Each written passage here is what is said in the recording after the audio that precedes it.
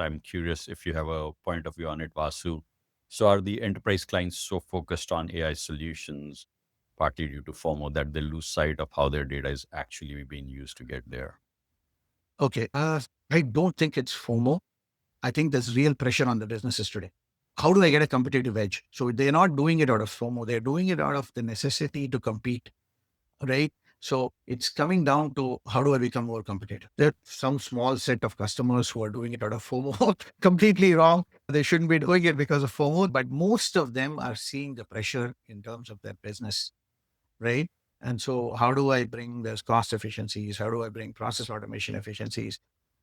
I think that pressure is now higher than ever before. And so they don't want to be at a competitive disadvantage. So they're looking at it with the right mindset that, hey, we have to drive our business to the future. And I think that's what most customers are thinking. I would agree. And to the second part of this question of how their data is actually being used to get there.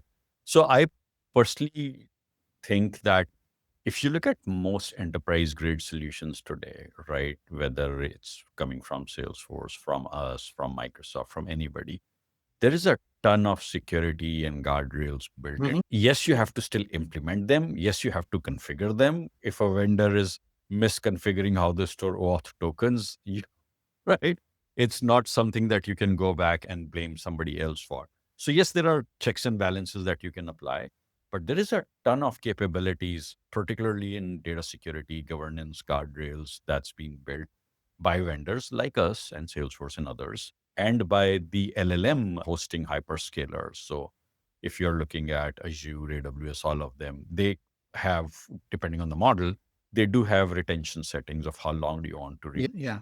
So one last point is just the skilling part. I'll just say that gap worries me. Like you need multidisciplinary skills now from partners, right? How are they skilling up is the worry for everyone.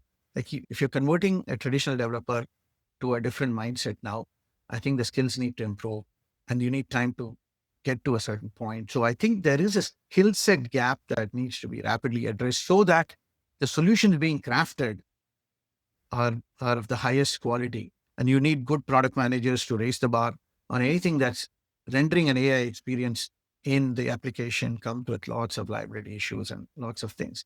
And the customer experience part, but even on the user part, if something goes wrong, right, there is an immediate impact to something. You're not able to convert a sale or an opportunity or what have you. So what I'm saying is that skill set service partners need to really up their game, elevate the skills of the practice, because that's how you're going to succeed, right? There's no more room for mediocrity or anything. Strong performers to go and roll out these solutions to customers. So that gives me sleepless nights because you don't need strong people and you have to get there quickly because Yeah. customers are asking for it, right?